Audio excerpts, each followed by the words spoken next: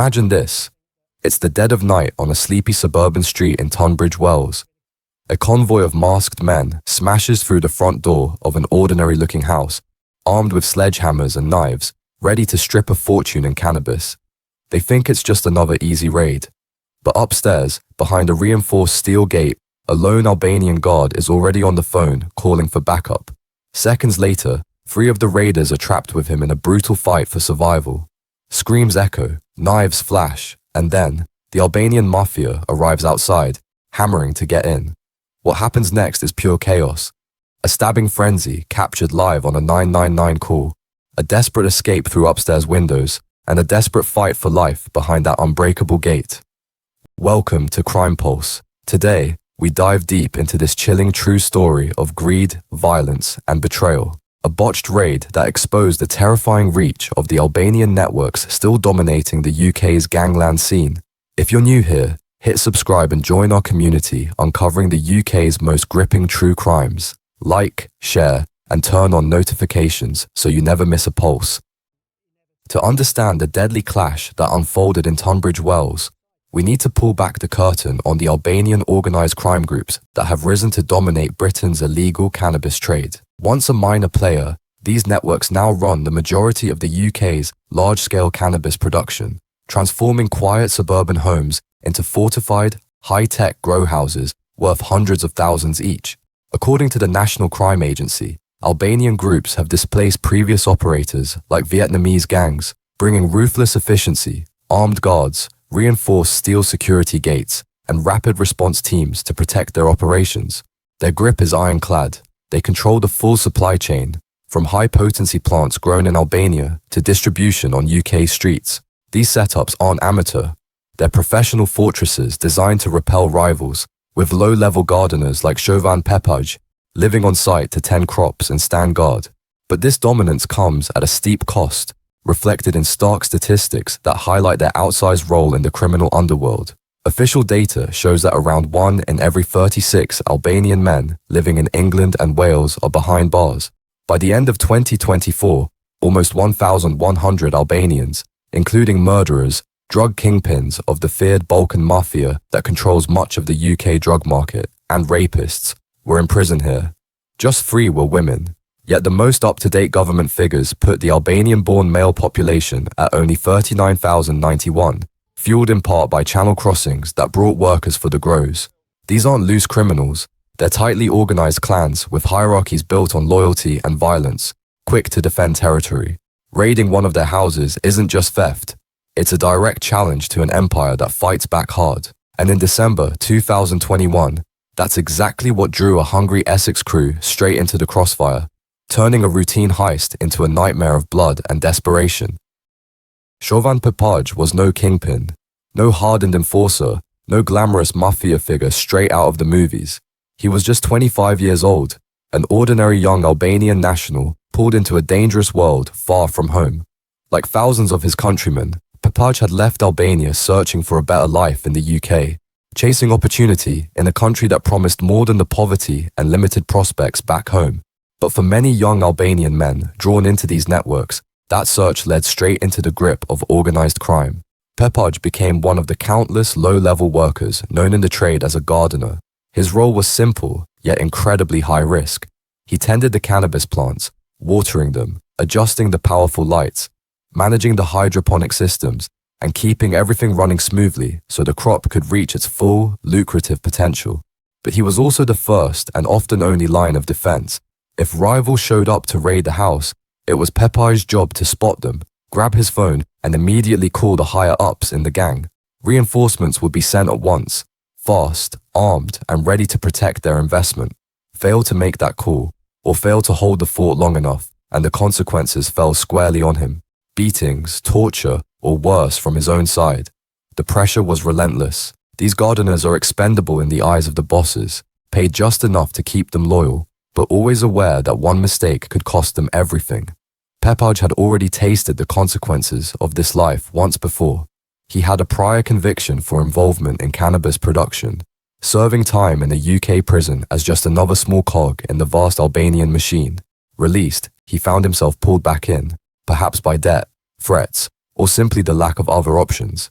On that cold December night in 2021, he was doing exactly what was expected of him, sleeping inside the fortified house on Cayley Road in Tunbridge Wells, a peaceful suburban street that hid one of the gang's valuable operations.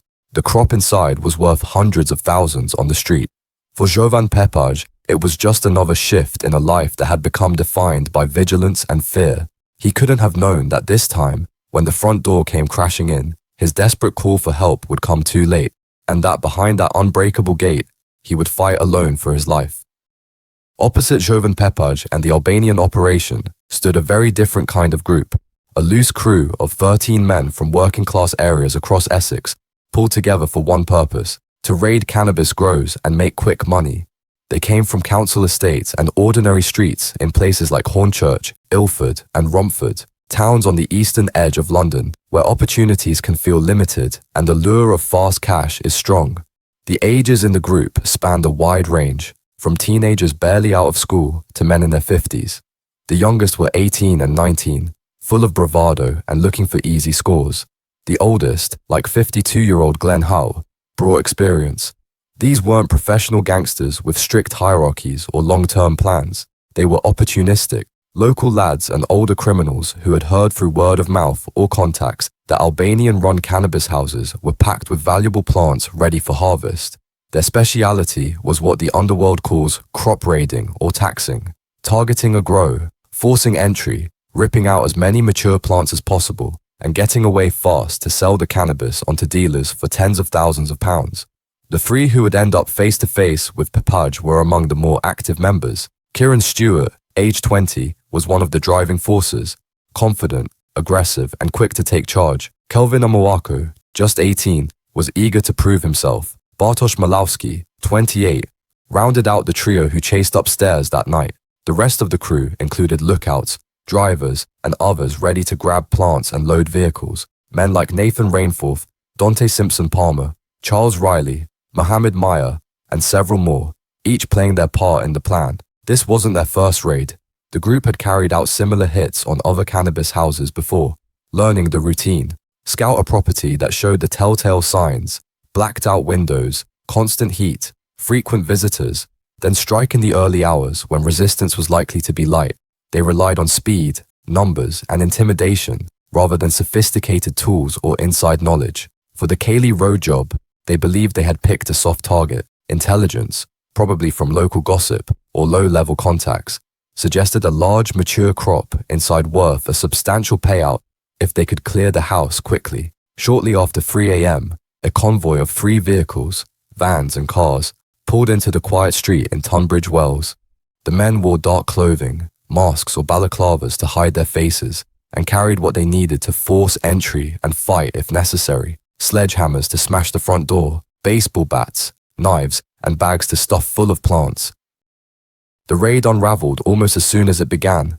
At around 3:15 a.m. on 4th December 2021, the Essex crew made their move. One group went straight to the front door with sledgehammers, smashing the glass panel and forcing it open in seconds. Masked and shouting, they poured inside, some heading immediately for the growing rooms to start ripping mature cannabis plants out of their trays and stuffing them into large bags. Upstairs, Jovan Pepaj was jolted awake by the noise. Realizing what was happening, he grabbed his mobile phone and ran towards the main growing area, pulling the heavy metal security gate closed behind him as he retreated deeper into the upstairs section. The gate didn't fully lock. Reports suggest the mechanism jammed or was only partially engaged, but it held firm enough to create a barrier. 3 of the raiders, Kieran Stewart, Kelvin Amawako, and Bartosz Malowski, gave chase. They reached the landing and found themselves on the wrong side of the gate, now separated from the rest of their crew downstairs and facing Pepaj alone in the confined space behind the steel bars. What followed was a frantic and violent struggle. The 3 men tried to force the gate open, kicking and pulling at it while shouting threats and demands. Pepaj, cornered and fighting for his life, pushed back, trying to hold the gate shut and keep them at bay. At some point during the chaos, Stewart managed to reach through the bars and wrestle the phone from Pepaj's hand. In a moment that would later stun investigators, Stewart dialed 999 on Pepaj's own phone. The call connected and stayed live for almost 15 minutes, recording everything that happened next. The emergency operator on the other end heard raised voices, banging, shouting in multiple languages, and then clear English commands. Repeated cries of "stab him."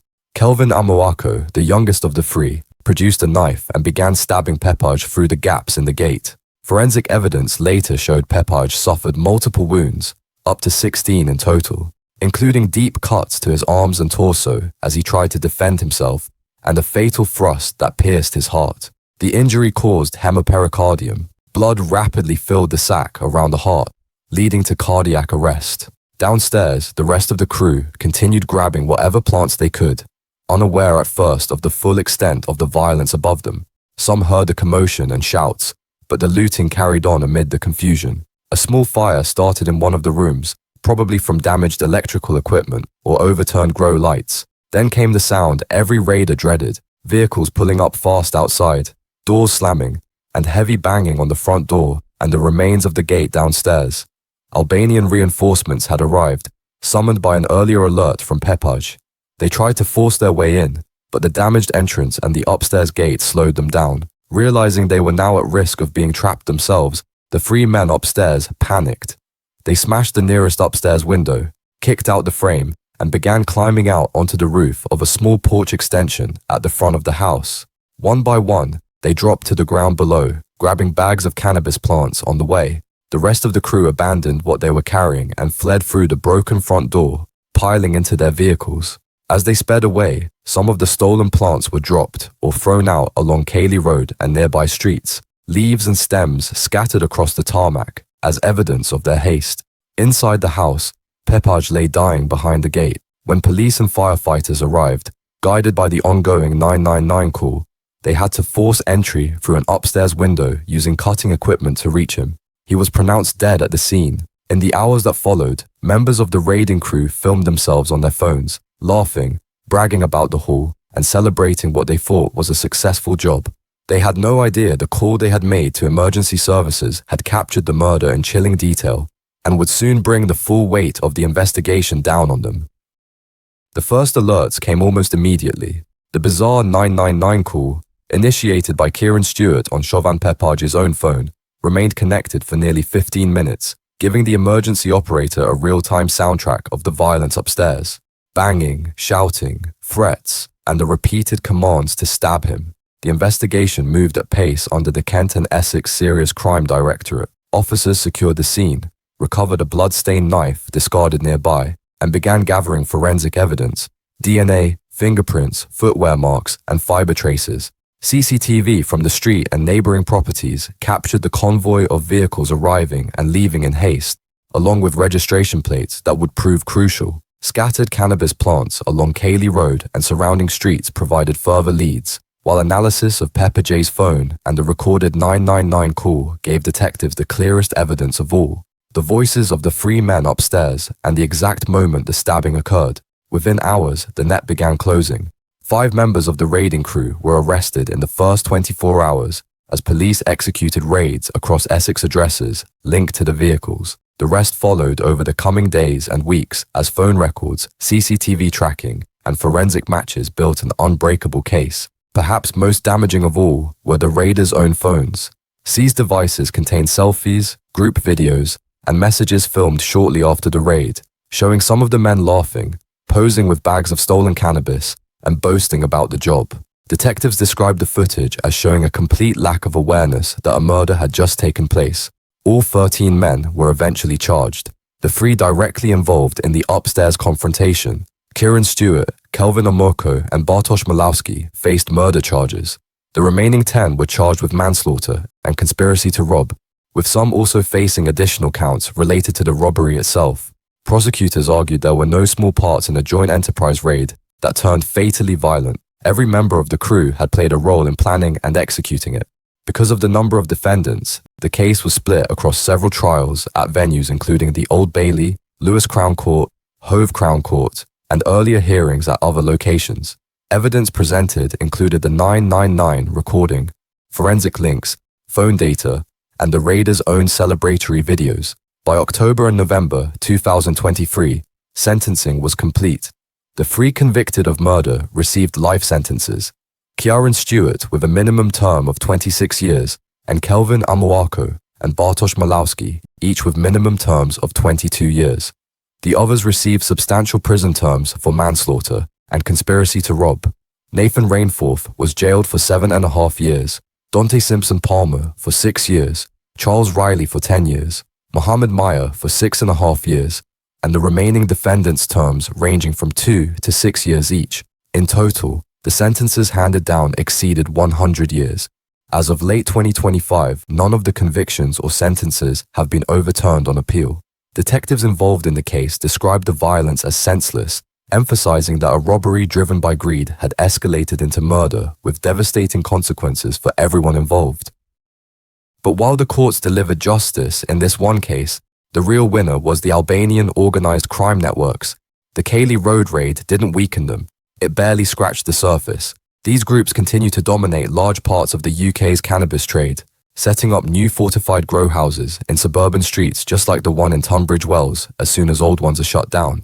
The steel gates, the on-site gardeners, the rapid response teams, all remain standard practice.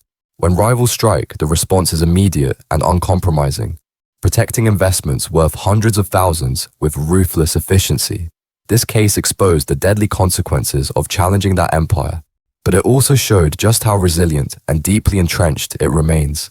Thanks for watching this deep dive. Drop your thoughts in the comments. How much longer can these groups maintain their grip on the UK drug trade? Share this video to spread awareness and turn on notifications so you never miss an episode. Stay safe out there.